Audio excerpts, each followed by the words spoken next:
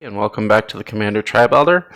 Today we're going to take a look at the Elvin Empire's Kaldheim Precon deck, and this is just an upgrade for it. Again, this is not a 10 in, 10 out or budget. This is just something I thought would be fun to bring to a table and play.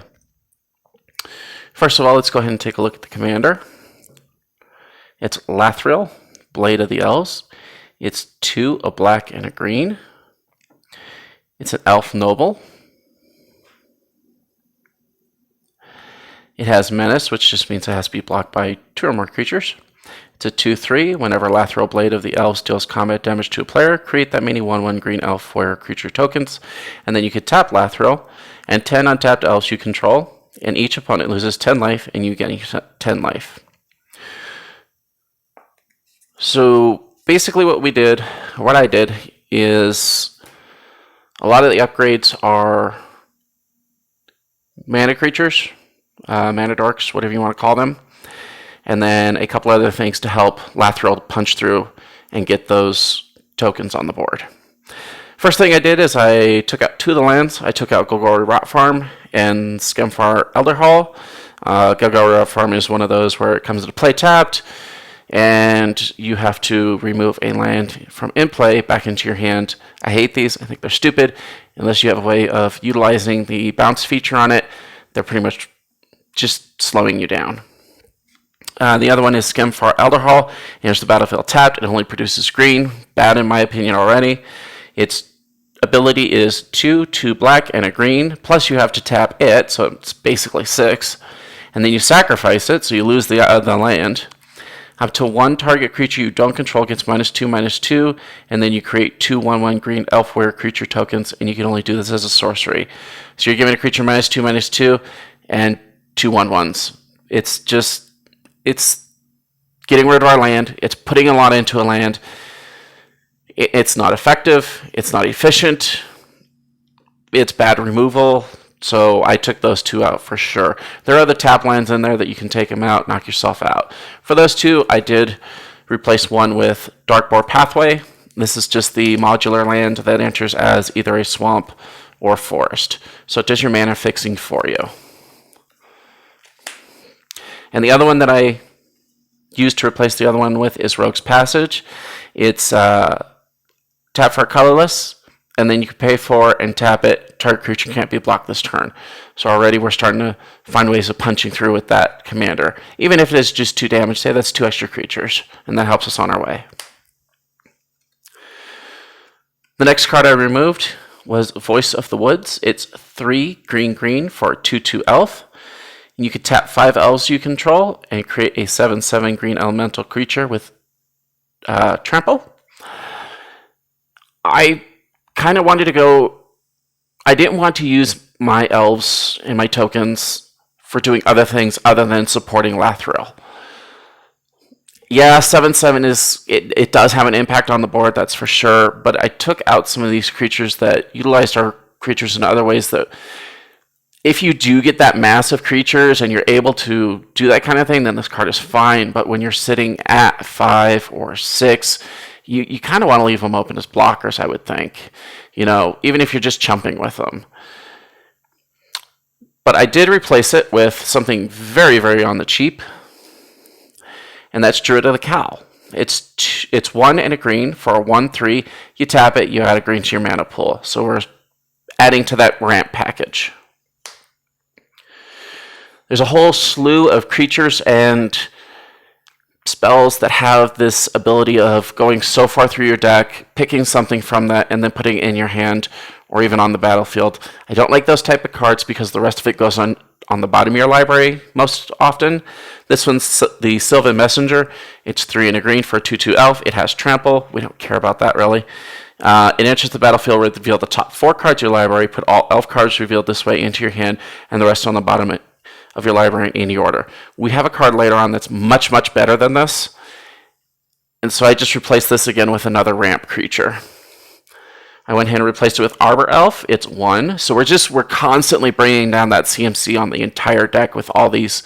I don't think I replaced anything with higher CMC. And that was from 4 down to 1. The other one was 5 down to 2. And this was just a 1/1 elf druid, and it untaps a forest if you tap it. So it's kind of that ramp idea still. The next card I removed is Elvish Rejuvenator. It's 2 and a green for a 1/1 elf druid. When it enters the battlefield, look at the top 5 cards of your library again. Put a land card from among them into the battlefield tapped, and put the rest on the bottom of your library in a random order. It's significantly worse than a cultivate. So again, from 3 down to 1, it's a single green. It's a 1/1 elf druid. Tap it, add a green mana to your mana pool. Plain and simple. Next card I removed was Roots of Wisdom. It's 1 and a green for sorcery. And I don't understand this. I know that they have cards that get things out of your graveyard in the deck, but I don't feel that this is a graveyard synergy deck. We don't want to be milling ourselves. You mill 3 cards, return a land card or an elf card from your graveyard to your hand. If you can't, not if you don't want to, but if you can't, then you draw a card. So again, I just replaced this with another Elvish Mana Dork. It's 1 for Elves of the Deep Shadow. It's a 1/1 elf druid. Tap, add a black to your mana pool. Elves of the Deep Shadow deals 1 damage to you. Don't worry about the damage. It's not a big deal, especially with our commander giving us 10 life. And then I put in another card to kind of stave off this ability in particular. Now, I know I defended the heck out of a Signet in the ASC deck. And this is probably the best Signet, hands down, because it just gives you whatever you want. But I did replace it with an elf that does the exact same thing. So this is 2 for an artifact. You tap it, it adds mana of any color in your commander's identity. And I saw nobody, I like to research these before I do them, I saw nobody use this card or even mention this card. And there might be somebody out there that did, but I look at kind of the more popular channels and see what's going on. No one that I saw mention this, and I think it's a great card for this. It's Corian Elves. It's 1 and a green, so it's the same converted mana cost. It's a 1/1 elf druid. When it enters the battlefield, choose a color. We'll obviously choose black. You could tap it to add a green to your mana pool, or you could tap it to add 1 color of the chosen color to your mana pool. So it does the exact same thing as the Arcane Signet, but we're adding another elf to the board to get Lathril up to that 10 elf ability. The next one I removed is Bounty of Skemfar. It's 2 and a green for sorcery. Again, reveal the top 6 cards of your library. You put a land card from among them into the battlefield tapped, and an elf card from among them into your hand. So this one does both. It's on the battlefield for the land, into the hand for the elf. And then put the rest on the bottom of your library in a random order. Hate these cards. They're so annoying. So I replaced it with something a little different. This is the Skemfar Avenger. It's 1 and a black for a 3/1 elf berserker. Whenever a non-token elf or berserker you control dies, you draw a card and you lose 1 life. Again, the life lost is not a big deal, and we have a couple ways of curbing that. The next card we removed is Herald. Herald. Why not just name him Bobby Joe? It's Herald, King of Skemfar. It's 1, a green, and a black. It's a 2/3 elf warrior, legendary, and has menace also. And when it enters the battlefield, look at the top 5 cards of your library. You may reveal an elf card, a warrior, or Tyvar, which there's only one. Tyvar is a planeswalker that came in this set. You choose one of those and then put it into your hand. Put the rest on the bottom of your library in a random order. Again, just an ability we don't really want to be doing. It felt kind of like a draw mechanic, and there's a couple other cards in here that along that path. So I put in an actual draw mechanic, Skull Clamp, probably the best one in the format. It's especially when you're punching out little 2 or 1/1 creatures. It's 1 for an equipment. Equipped creature gets +1/-1, so if you equip it to a 1/1, it'll kill it. Whenever equipped creature dies, draw 2 cards. Equipped cost is 1. So you could literally tap a Mana Dork. Not that I would recommend this, but you could do it if you're desperate. You could tap the Mana Dork, put it on him, and it'll instantly kill it, and then you draw 2 your cards. The next card I removed is Voice of Many. It's 2 green for an elf druid. It's a 3/3. When it enters the battlefield, draw a card for each opponent who controls fewer creatures. Draw a card for each opponent who controls fewer creatures than you. Yes, we do want to maximize our creature output. Yes, I did put ways of doing that in here. But there are chances that you're just not going to sometimes. There are other token decks that probably can outperform this. And so you may not get the full draw 3. So this is significantly worse than Harmonize even. But I've already covered Harmonize. And it's a green deck. So I wanted to add in Lifecrafter's Bestiary. It's 3 for an artifact. At the beginning of your upkeep, scry 1, which is basically half a draw in itself.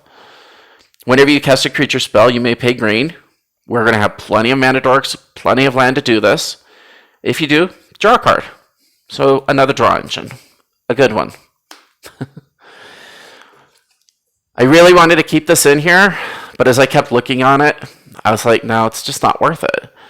It's 2 and 2 green for an enchantment. It's Crown of Skemfar.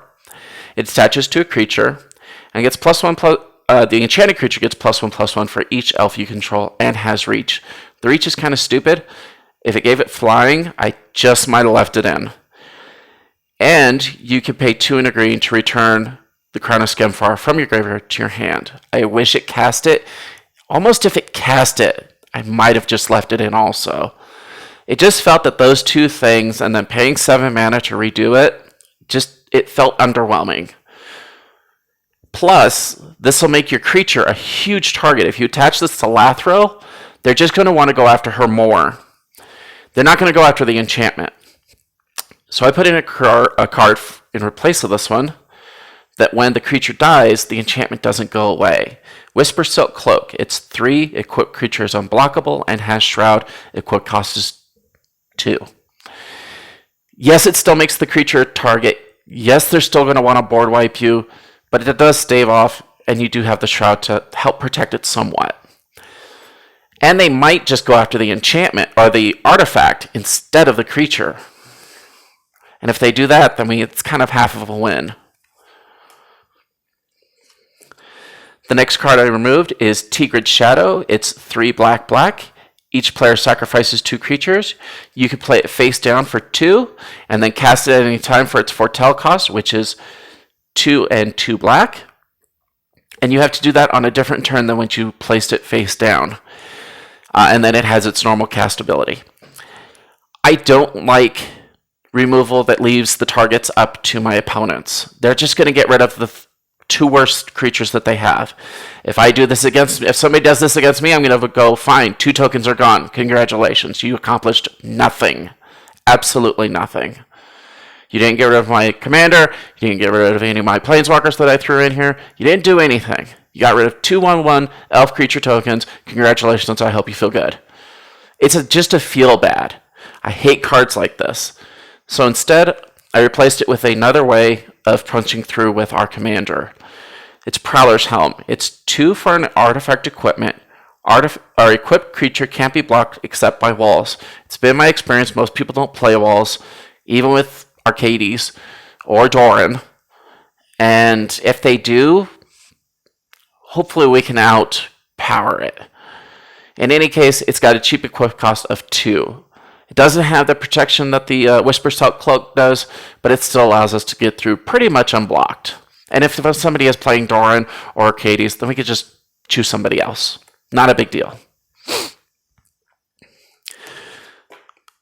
This was a toughie to remove also. I did not like the high cast. It's 5 green for Enray's Runners. It's a boar that's a 7/7. It has Vigilance, Trample, and Haste. These are all great. And when it enters the battlefield, other creatures you control get +2/+2 and gain Vigilance and Trample until the end of the turn. This was really rough for me to remove, only for the fact that it didn't promote the elf tribe in any way. Yes, we can go in for 1 single attack, and nothing gets tapped on our side, and then we can it's just so temporary, because then afterwards you're just left with a 7/7. And I know I like to say keep the big beaters around and all that. But this was one that I felt kind of had to go because it didn't serve our purposes in any other way other than getting one free shot through. So for a 1 mana reduction, I put in Grook's Horde. It's 5 green for a 7/7 trample. It is a beast, but you play with the top card of your library revealed, and then you can cast the top card of your library if it's a creature card. And I found through test runs that we could cast sometimes 3 or even 4 or 5 elves straight off the top of our library. So that's essentially like drawing 3, 4, or 5 cards, plus whatever we have in our hand at the time.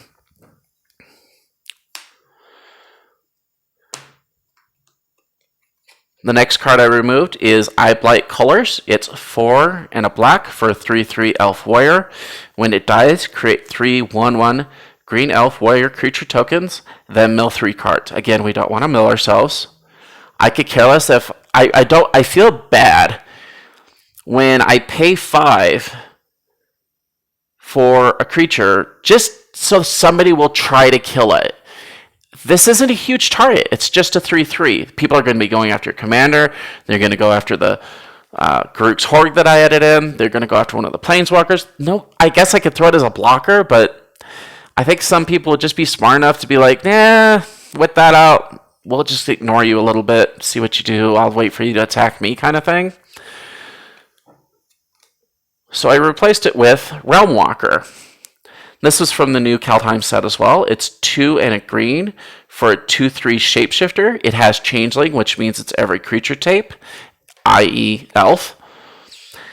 As it enters the battlefield, choose a creature type, elf. You may look at the top card of your library at any time. You may cast creature spells of the chosen type from the top of your library. So this does kind of the same thing as the Grook's Horde. It allows us to draw or cast creatures off the top of our library, and with this one, it's hidden. We don't have to play with the top of our library revealed. Not that that's a huge deal. I don't think there's too many haymakers where people are going to be like, oh gosh, do you see that thing on the top of his library? It's going to be mostly mana dorks and that kind of thing. The next card I removed is Binding of the Old Gods. It's 2, a black, and a green. This is a saga. When it comes into play, it gets a counter, and then you follow the first step. At the end of your draw step, you put another counter on, it follows the second step, and then so on until it's done. And then when it's got the 3, it does its thing, and then it gets removed. So the first ability is Destroy Target Non-Land Permanent and Opponent Controls. I love that. It's just a tiny bit more expensive than a Beast Within. Again, this was another one that was hard to remove. I think the reason I'm removing is because the other 2 abilities really just don't do us much good. The next ability is search your library for a forest card, put it into the battlefield tapped, then shuffle your library. We're going to be ramping to heck anyway, so that's kind of meh. And then the third one is creatures you control gain death touch until the end of the turn. If I attack somebody with 5 1/1 death touchers, they're just going to say, whatever, I'll take the 5. You could probably hit somebody with a 15/15 death toucher, and they'll be like, all right, I'll just chump it, or I'll block it with this little 1/1. Like, death touch is very underwhelming unless you have the card that turns them into poison counters. Then they'll want to block them, but then they're just going to chump block them anyway. So I removed it because the 2 other abilities were fairly underwhelming. I'm going to leave it up here a little bit long because I'm only reading 2. This is Stafford Domination. It costs 3 for an artifact. The only abilities we care about are the first one, which is pay 1, untap Stafford Domination, and then the 3 and tap to untap target creature. It's the only things we really care about. If you want to do the other abilities, then fine, knock yourself out. You should have the mana to do them, but it's really those 2 abilities that we want. With Lathro out, we want to be tapping her for her ability, tapping our elves, and then untapping Lathril and going back in. I did not put a mass way of untapping the rest of your elves into this deck, just because I felt it would have been a little oppressive. You could most certainly put in a Seaborn Muse in here, and this deck would be awesome. I might do it. The next card that I removed is Blight Massacre. It's 2 black for sorcery. Non-elf creatures non-elf creatures get -2/-2 until the end of the turn. This felt kind of underwhelming. I love negative abilities, but I hate that this one's just 2. That doesn't hit very many things, especially in a more casual format. So I went ahead and put in one of those cards where I said we'd stave off our life total a little bit. And that's Essence Warden. It's 1 for an elf shaman that's a 1/1. Whenever another creature enters the battlefield, you gain 1 life. So if we attack with Lathril, 5 is her power at the time. We'll get 5 creatures, 5 life. It's a nice way to edge off some of that damage we've been doing to ourselves from tapping some of our other creatures. Another very underwhelming card for a pretty big price is Pride of the Perfect. It's 3 and a black. Elves you control get +2/+0. I don't mind having 3/1 elves around. I don't mind having, 4/2 elves around. That's fine. But I wanted to take this one out, and I found that we didn't have too many ways of protecting our army. So I put in Heroic Intervention. It's 1 and a green. Permanents you control gain hexproof and indestructible until the end of the turn. This will save you from a lot of things. Basically, unless it's a board wipe that says exile or put it into your library or some other weird effect like that, this is going to save you against the destroy effects and targeted removal against things that you want to keep around. The next card I removed is Neumadraga Chieftain. It's 2 and a green for an elf warrior that's a 2/2. At the beginning of combat on your turn, you may pay double X, which means whatever you pay 4th, you get half the effect. So if you pay 4, you get 2. When you do, distribute X 1/1 counters from among any number of target elves, and it has partner for what it's worth. The reason I remove this is I think there's just much more efficient ways of spending our mana, whether it's bringing creatures out, anything other than just putting a few 1/1 counters on our creatures. We're not in a token deck, so that one's gone. Now, I know I said I hate this effect, but this is the one exception that I made. I threw in Vivian Reed. It's 3 green for a planeswalker that comes in with 5 loyalty counters. Her +1 is look at the top 4 cards of your library. You may reveal a creature or land card from among them and then put it into your hand. Put the rest on the bottom of your library in a random order. This is the one exception for this ability that I made. The -3 is destroy target artifact, enchantment, or creature with flying. So if somebody wants to come in and hit her planeswalkers with flyers, we got protection from them. And then her -8 is something that we want to really actually try to work towards.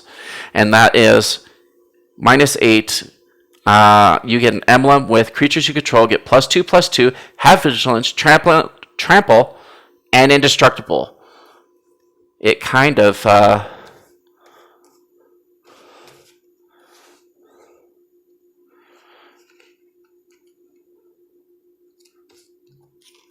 puts this guy out of a job. Big time. It's just much more permanent effect than that.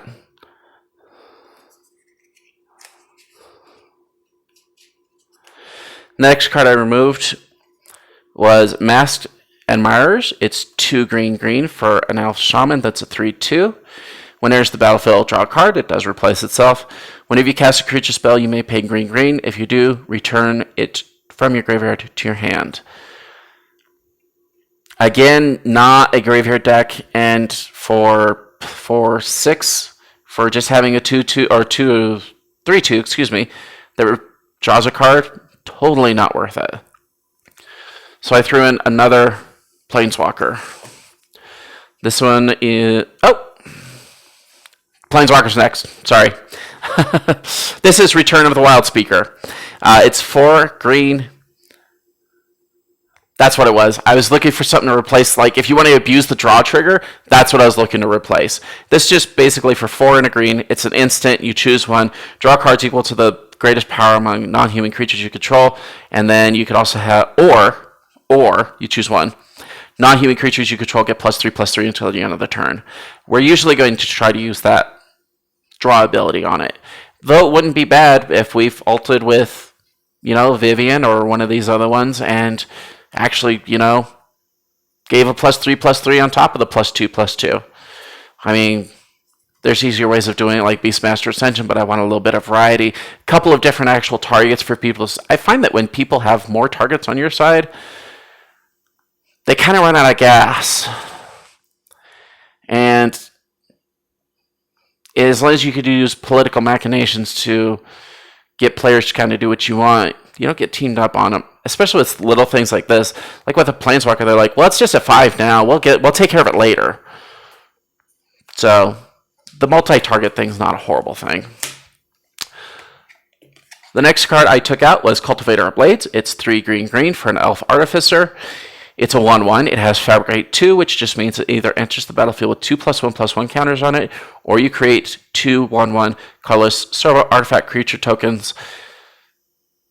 And whenever it attacks, you may have other attacking creatures get +X until the end of the turn, where X is Cultivator of Blades power.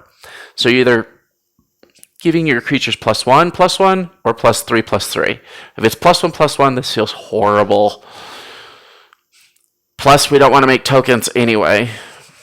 And it would be really nice if we had a way of increasing those tokens, but it's not a proliferate theme deck, it's a creature deck. So this is where I stuck in the other Planeswalker, and that's Grook, Wildspeaker. He's 2 green for a Grook Planeswalker that comes in with 3 loyalty counters. +1 is fantastic. Untap 2 lands, that's doing things that we want to do. It's basically ramp every turn. -1 is kind of iffy. If you want to use it, fine, whatever. I won't hold it against you, but I'm not going to do it. You put a 3/3 green beast creature token into the battlefield, and then it's -4, which you can reach in 2 turns. First one you put it on, you're there. Second one you remove it. It kills them, but you kind of want them to stick around because it's not a permanent. But in any case, creatures you control get +3/+3 and gain trample till the end of the turn. Note, this is not an emblem. This is one of the older Planeswalkers from M11. They didn't have emblems back then, from what I remember. So this is a reusable ability, though. And again, we would want to trigger this multiple times. But yeah, for the few test runs that I've run through this, I've loved it. I haven't had too many issues with it. And I felt that a lot of the stuff that was removed was way overpriced. It did things we didn't want to do. I took out a lot of the cards that said, search your library, the top few cards, grab something, put it in your hand, put it in the battlefield. It's just not stuff we want to do. So you could definitely take the deck in that direction. You could have gone an Aristocrats kind of theme where you're sacking your creatures all the time for all sorts of fun value. There's a lot of that stuff in the main deck. I only took out the 2 lands. There are, like I said, other tapped lands. Take those out at your will. I'm not going to go through that kind of thing here. At least not with this deck. And yeah, that's going to be it. The next video will be the Azorius Blink Foretell deck that was also released during Kaldheim. And I've already done it. So it's just a matter of me downloading this video first and then recording that one and then waiting for everything to occur and then it'll be out. So it should be soon. It's not going to be a month wait again. So we'll look forward to hearing from you. If you've got any ideas for things to put in that I left out or things to take out that I didn't take out of there, go ahead and let me know, and we'll go ahead and catch you next time. Have a good one.